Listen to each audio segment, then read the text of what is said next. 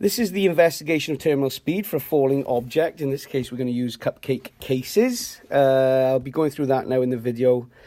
There's my quick method, which we're going to show you in the video anyway. So I'm just going to go straight for the video here. Right then, so we've got the terminal velocity prac. And there's the apparatus. So we're going to use 6 paper cases, cake cases, clamp stand, etc, etc. There's the diagram which we set up here.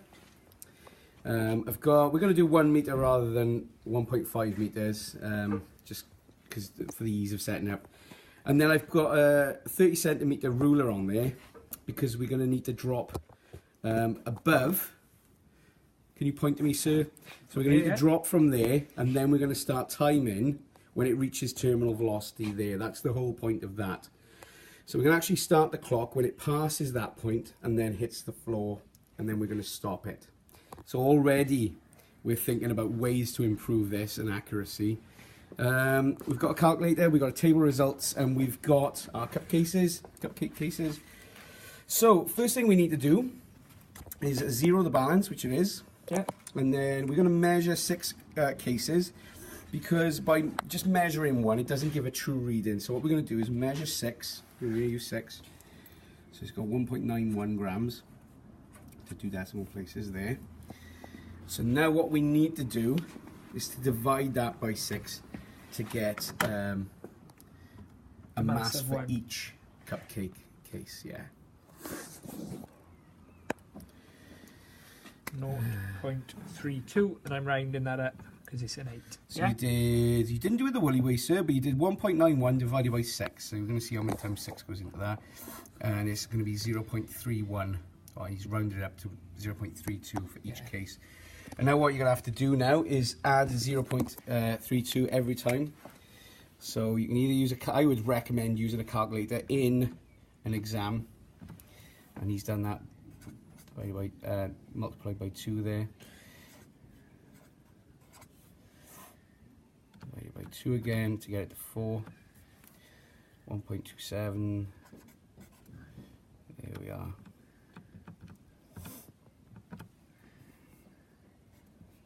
Lovely. So this is telling me now that as I increase my number of cupcake cases, I'm increasing my mass. And it goes up in equal amounts because each cake case weighs, well, I should say the mass is 0.32 grams.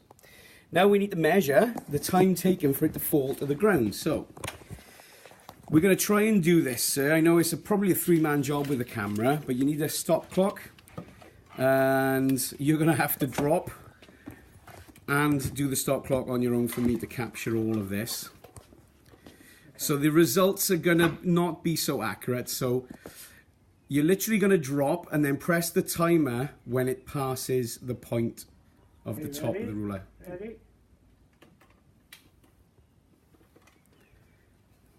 0.75. Should we do that again just to make sure? Because it's quite quick, isn't it? No, I just write 0.75 because it's the method more than anything I want to show. So not really. I mean, we can talk about accuracy. So 0.75. And then you're going to use 2 cupcake cases.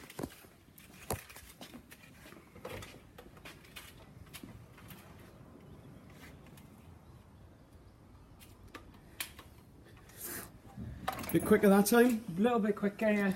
So note this, he's pressing the stop clock when it passed this point, because it needs time to reach terminal speed, terminal velocity. 6.3, yeah. Now I'm going to stop the video there, and then I'll take a photo of the full set of results, and then maybe another video then explaining how we're going to calculate the terminal speed.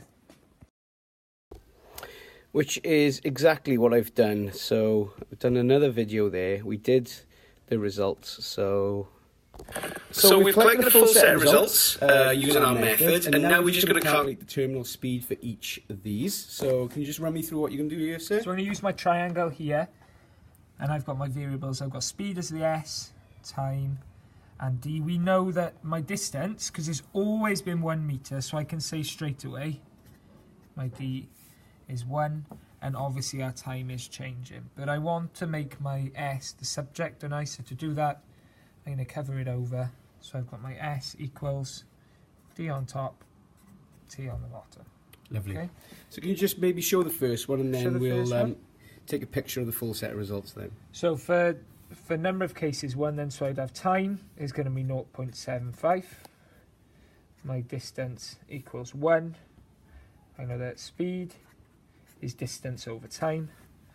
So using my method then, so I'm going to have We use 1. the woolly way as well. We will use the woolly way, sir. So I'm going to hit the fraction button. The old fraction button. 1 over 0.75. And then I'm going to Scooby-Doo it, which is going to give me 1.33 meters per second. Okay. And because it's got meters per second already there, if you were doing this in a paper, I wouldn't put the unit. So sir's done that on purpose there, haven't you, sir? Yeah, Yeah, yeah. yeah. Just testing you all I was. Testing you. So I'm going to take a full set of results and talk some more about this. So the full set of results is here, and you can see as the number of cup cases increase, as the mass increases, the time taken to fall decreases, which increases my terminal speed. So the terminal speed is the speed at which that object will fall, where forces are balanced. So I could almost draw this as a balance force. There's my cupcake case. And I've got air resistance acting on it, and I've got obviously the weight. So weight equals its mass times gravity. Gravity, the energy of gravity is 10 Newton kilograms. So things to be aware of, this is in grams. So if you were going to start doing force calculations, you need to convert that to kilograms. Common questions with this, I mean, this is a massive inaccuracy because we only did it once.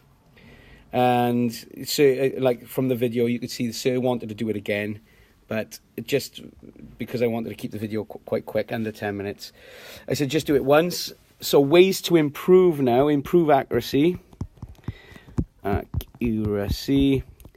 Definitely take more readings, so bigger sample. To get the mean, to calculate mean. So we want, I would have said at least 5 in there, and then we would have taken a mean time to fall. The other thing as well is if I go back to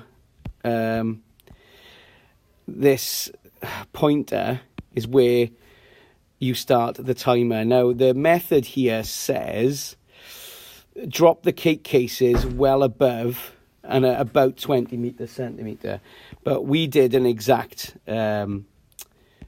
distance there. But using your eye to see when it passes this point and actually hits the floor is a major inaccuracy. So I would be using some sort of camera at this point or a sensor to detect the point at which it falls and then at which it stops. You could have maybe a pressure sensor at the bottom there. So that is one major way to improve this experiment. You could also increase the distance at which it's dropped. And don't forget, we can also use a better resolution. So better resolution is taking it from centimeters maybe to millimeters, going from seconds to milliseconds. So you're decreasing these increments at which it's measured. So you're just adding decimal places. But I think that's it for this prac. With a bit of practice, I think we should get it.